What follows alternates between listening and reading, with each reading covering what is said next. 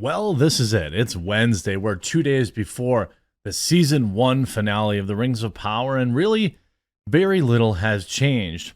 To be fair, in the last couple of episodes, things are spinning up a little bit. And maybe, just maybe, things will conclude in the most epic 1 hour of television ever created. Think about it. Galadriel just doing cartwheels and flippy dippies and somersaults and taking on 500 orcs at once, while all the men around her are slain and can't even walk right and have their helmets on backwards. It could be maybe the biggest day for feminism in history. But what's more likely is a continuation of what we know. And even the media has basically abandoned defending the show and at best said, it sucks, but like so does a lot of other things, which is a really, really weird place to be. And we're going to get into the whole story after a super quick word from this video's sponsor. Huge shout out to this video's sponsor. That's right, Sheath. These boxers are designed to keep your balls off your legs. Sheath has 3 individual compartments to keep everything down there separate and cool and comfortable. And hey, since they've been a long-time sponsor, I've heard from many of you who have tried out Sheath and really love it. They were invented by a U.S. Army soldier who came up with the idea for Sheath during his second tour in Iraq, where it was hot as heck and his boys needed to breathe. And on top of all sorts of awesome designs for Sheath, they've added all sorts of winter items, hoodies, gator necks, and all sorts of base layers. Head on over to the link in the description and pin comment down below. Use my promo code to save and support the channel and keep everything nice, cool, and dry. Now I want to start by pointing out the reviews of the show, which peaked at only 23,000 reviews that were allowed through on Amazon. We know that there are hundreds of thousands of reviews that they held back and rejected. We know this because we can look at the number of reviews on IMDb, we can look at the number of reviews on Rotten Tomatoes, we can look at the number of reviews on a lot of things and see that Amazon is full-on shenanigansing, okay? But what we do know best is if you go back to a previous video of mine where I talked about these reviews and, you know, what this actually looks like and things of that nature, I told you that Amazon was going to keep this at a 3.2 or 3.3 no matter what.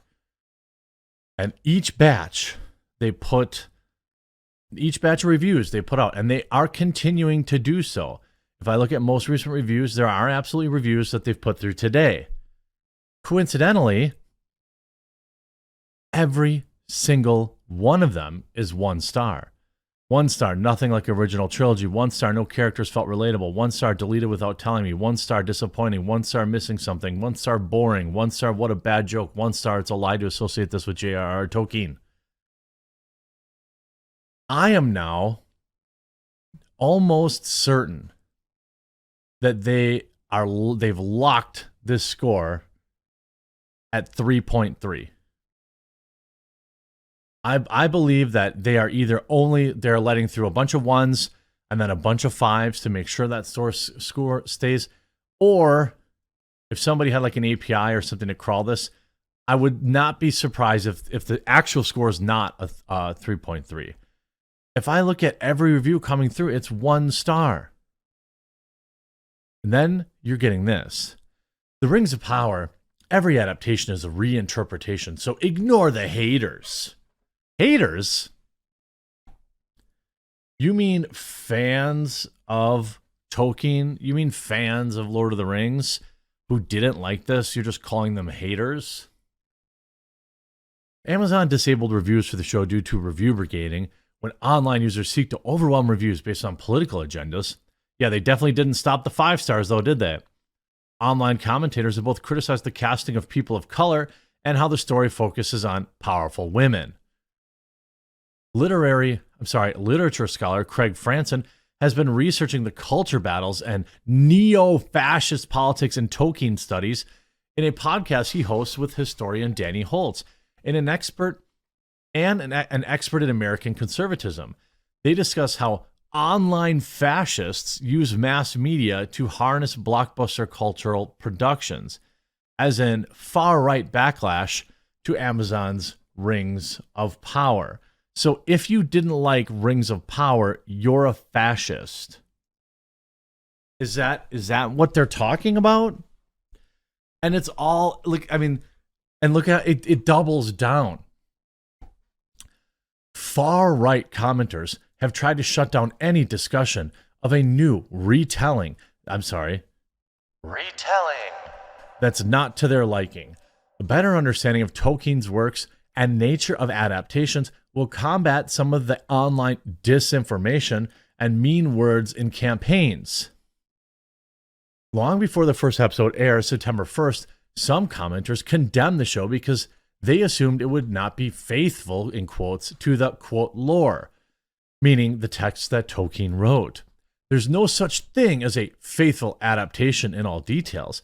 As literary scholar Linda Hutchion has pointed out, every adaptation is a reinterpretation of the source material. I don't believe for 1 second the people who are complaining about this show, right, are mad that it's not 100% accurate. Maybe there's that a guy and a girl out there who are like, actually, okay, so maybe they exist. But most people who dislike this show dislike it because it's not faithful, like in any way, making up huge plot lines that never happened in the Silmarillion. Making Galadriel into maybe the most unlikable character in history. I mean, who likes Galadriel? Seriously. The writers that self-inserted themselves into her? She sucks. Far right. In this way, they can influence even those fans who are new to Tolkien or ideas about adaptation. Let's look at some of the most popular misconceptions. I mean, you write this, if you have to write this entire like pseudo-intellectual nonsense to defend the show, it's just not a good show. I mean, isn't that like too much emphasis on women? Even before the first episode aired, some commenters repeatedly complained about, quote, warrior Galadriel based on the promotional photos. Many expected to see Ethereal Lady of Peter Jackson's movies, or simply hated her as a female military leader. Yeah, of course. But this current adaptation portrays the younger Galadriel that Tolkien hinted in some versions, ambitious, athletic, and a fierce fighter. Contrary to far-right expectations that an epic story should praise white male heroes, Rings of Power puts women in the center in every storyline without eliminating male leaders and warriors. Oh yeah, they just make them suck. Like, you get that, right?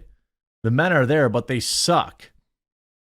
And like, I love how this article literally has said the word far right a dozen times with zero evidence. I am certainly not far right, and I don't like the show. I don't think Nerdrotic or Disbrew are quote unquote far right. I couldn't even tell you their actual politics. And that's a good thing. That's like my favorite thing about content creators. I don't want to know their political leanings or what they do in their bedrooms. Don't care. But prejudging it based on far right talking points harms people, weakens our democratic social discourse, and will not lead to a better understanding of adaptation. We must certainly draw the line at engaging with racist and misogynistic disinformation. Who? What? This is what? Like what? So everybody that thinks that this is a 38%, they're a far person on the far right. Like, if this finale isn't undeniably amazing, this show has zero chance. Entire channels that will grow to the 3, 4, 5, 6, 700,000 subscriber range will pop up. Disbrew's already one of them. That their sole purpose is dunking on this show. It will never get out of its own way. And you have the finale.